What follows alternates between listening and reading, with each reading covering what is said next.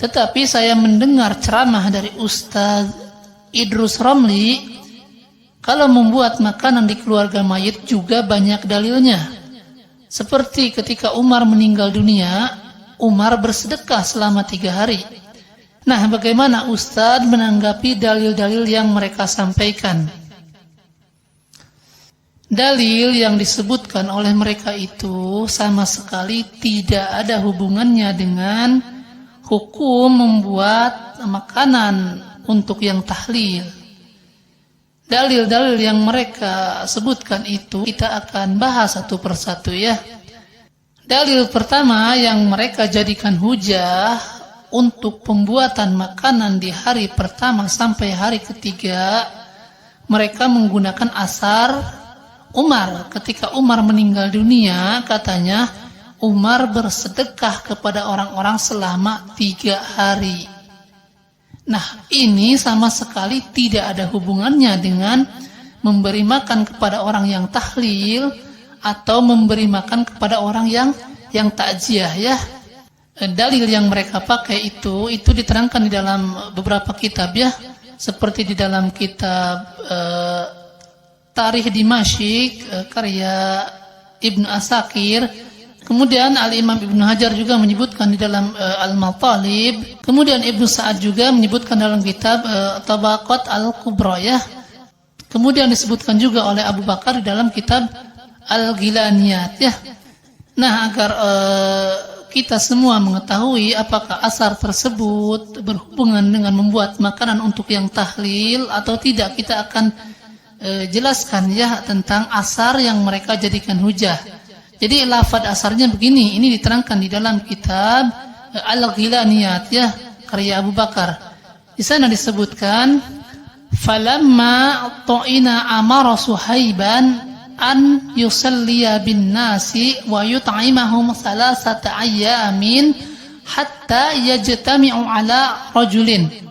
Falamma wada'ul mawa'ida kaffan nasu 'anil ta'am. فقال العباس رضي الله عنه يا أيها الناس إن رسول الله صلى الله عليه وسلم قد مات فأكلنا بعده وشربنا وبعد أبي بكر وأنه لا بد من الأكل فأكل الناس.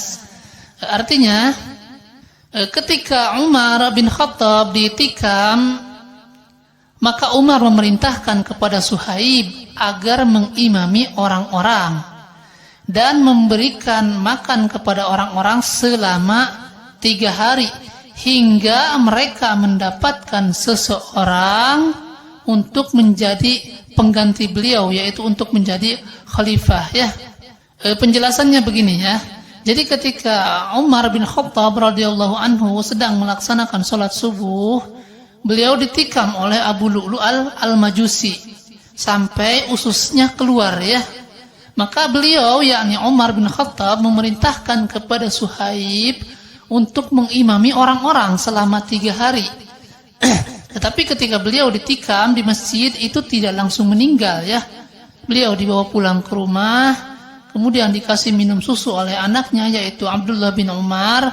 Ketika dikasih susu juga air susu itu langsung keluar lagi ya, soalnya ususnya keluar semua.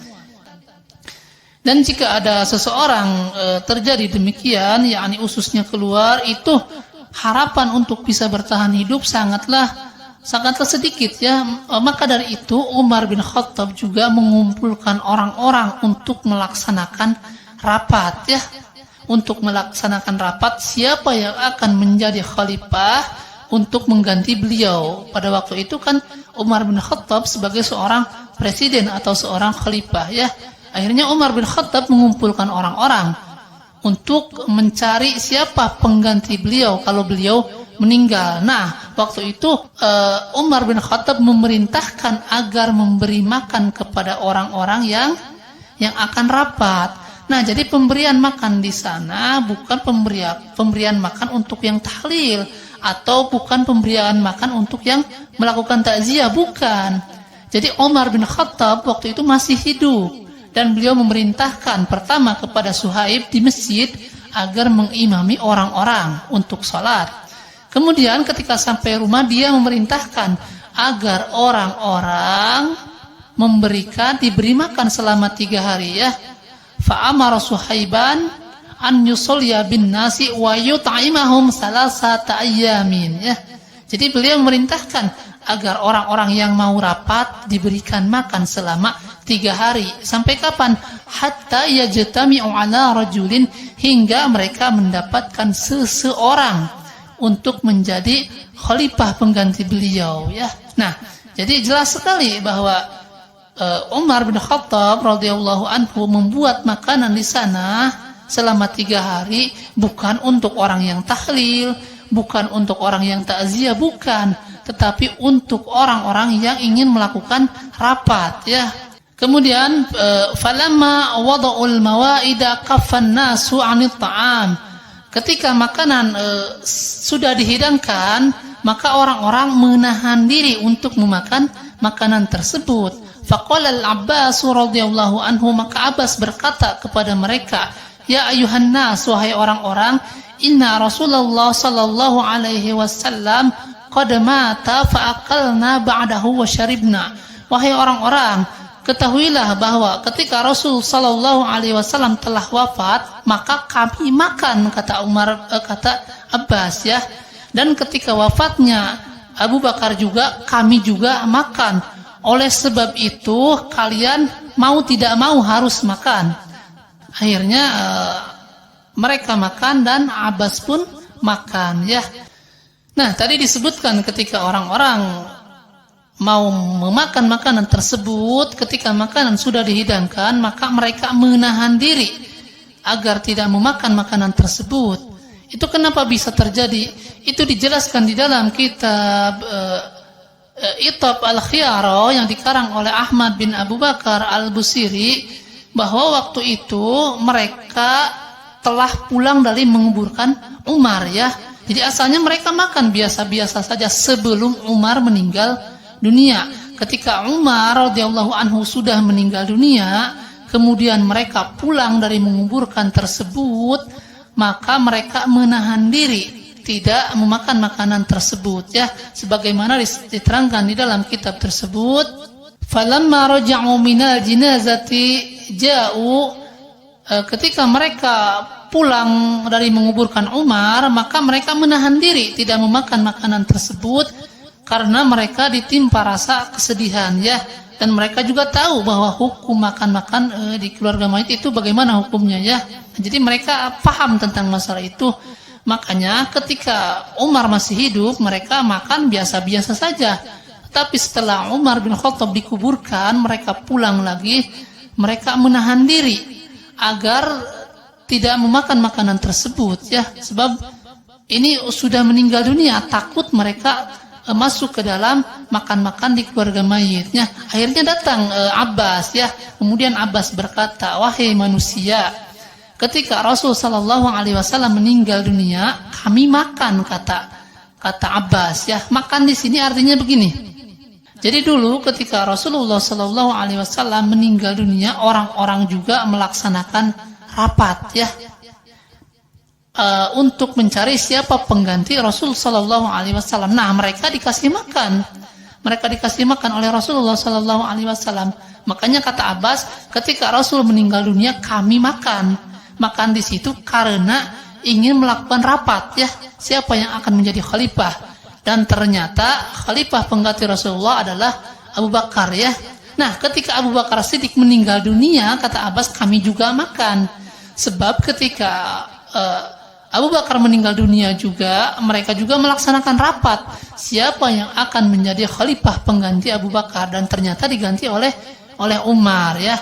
Dan ketika Umar meninggal dunia pun, kata Abbas, kalian juga harus makan, kata Abbas. Jadi makan di sini bukan makan menyuguhkan untuk orang-orang yang takziah atau untuk orang-orang yang tahlil, bukan. Tetapi makan di sini karena untuk menyediakan orang-orang yang ingin melaksanakan rapat siapa yang akan menjadi khalifah selanjutnya ya. Nah, itu penjelasan sedikit mengenai asar tersebut ya. Nah, jadi kesimpulannya asar tersebut tidak bisa dijadikan hujah untuk bahwa pembuatan makanan di hari pertama sampai hari ketiga untuk orang-orang yang tahlil mengambil dari asar tersebut. Tidak nyambung ya.